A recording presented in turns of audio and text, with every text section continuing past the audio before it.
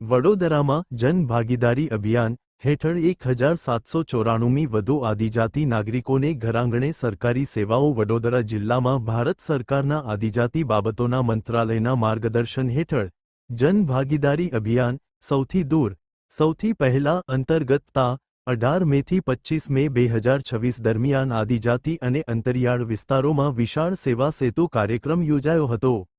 જિલ્લામાં કુલ 39 સેવા શિબિરો મારફતે આશરે 1794મી વધુ આદિજાતિ નાગરિકોને વિવિધ સરકારી યોજનાઓનો સીધો લાભ ઘરઆંગણે પહોંચાડવામાં આવ્યો હતો। આ અભિયાનમાં વસાવા, તડવી, ભીલ, તવિયાડ, બિલાલા અને રાઠોડિયા સહિતના આદિજાતિ સમુદાયોએ ઉત્સાહપૂર્વક ભાગ લીધો હતો। શિબિરોમાં 377 લોકોને આધાર કાર્ડ સંબંધિત સેવાઓ, 309 લોકોને આયુષ્માન ભારત કાર્ડ, 202 લાભાર્થીઓને પીએમ મૃતકના વાલીવારસોને કારેલીબાગ પોલીસ સ્ટેશનનો સંપર્ક કરવા અપીલ કરવામાં આવી છે।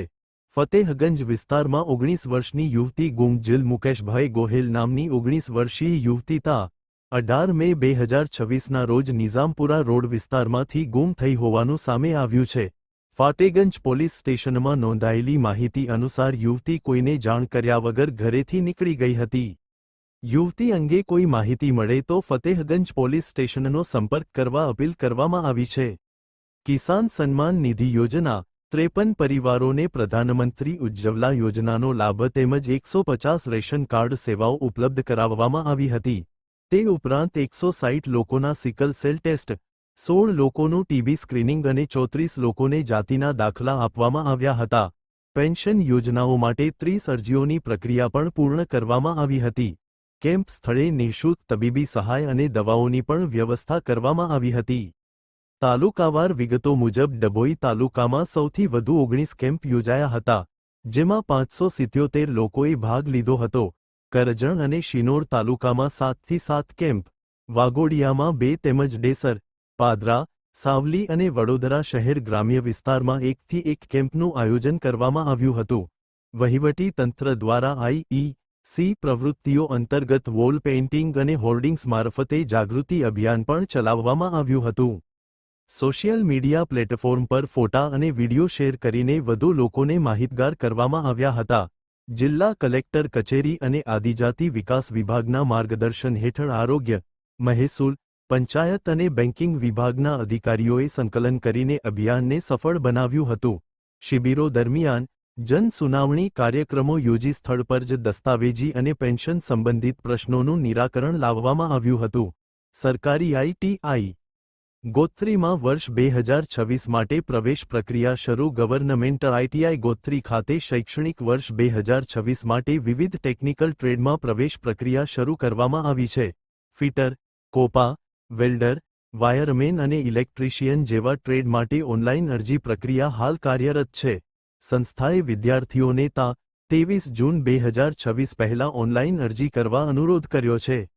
સંસ્થાના આચાર્યશ્રીએ જણાવ્યું હતું કે ટેકનિકલ તાલીમ દ્વારા સ્વરોજગારી અને ઉદ્યોગોમાં રોજગારીની ઉત્તમ તકો ઉપલબ્ધ બની શકે છે।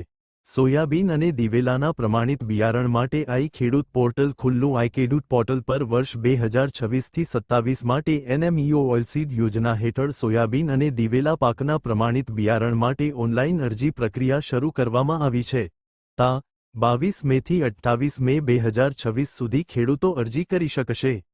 યોજનામાં ખેડૂતોને 1 હેક્ટર માટે સોયાબીનના 60 કિલોગ્રામ અને દિવેલાના 6 કિલોગ્રામ બિયારણનો લાભ આપવામાં આવશે। અરજી પહેલા ખેડૂત નોંધણી ફરજિયાત રાખવામાં આવી છે। વડોદરામાં ECLGS 5.0 અંગે રાજ્યસ્તરીય જાગૃતિ કાર્યક્રમ યોજાયો। વોના સયાજીગંજ વિસ્તારમાં આવેલી ગ્રાન્ડ મર્ક્યુરી સૂર્યા પેલેસ ખાતે emergency credit line guarantee scheme ECLGS 5.0 વિષયક રાજ્યસ્તરીય જાગૃતિ અને આઉટરીચ કાર્યક્રમ યોજાયો હતો। કાર્યક્રમમાં bank of Baroda, reserve bank of India તથા એન્કના અધિકારીઓ ઉપસ્થિત રહ્યા હતા। કાર્યક્રમ દરમિયાન એમએસએમઈ ક્ષેત્રને વધારાનું ધિરાણ, 100% ગેરંટી કવરેજ અને જન સમર્થ પોર્ટલ દ્વારા સરળ લોન પ્રક્રિયા અંગે માર્ગદર્શન આપવામાં આવ્યું હતું। અધિકારીઓએ જણાવ્યું હતું કે ગુજરાત એમએસએમઈ ધિરાણ ક્ષેત્રે દેશના કુલ યોગદાનમાં 10% હિસ્સો ધરાવે છે અને રાજ્યમાં રૂ. 25,000 કરોડના ધિરાણનો લક્ષ્યાંક રાખવામાં આવ્યો છે। કારેલીબાગ વિસ્તારમાં અજાણ્યા પુરુષનું મૃતદેહ મળ્યું. કારેલીબાગ પોલીસ સ્ટેશન વિસ્તારમાં તા 19 મે 2026ના રોજ એસએસજી હોસ્પિટલ ગેટ નંબર 1 સામે ફૂટપાથ પરથી આશરે 60 વર્ષીય અજાણ્યા પુરુષનું મૃતદેહ મળી આવ્યું હતું. મૃતક શ્યામ વર્ણનો અને મધ્યમ બાંધાનો હોવાનું પોલીસ દ્વારા જણાવાયું છે.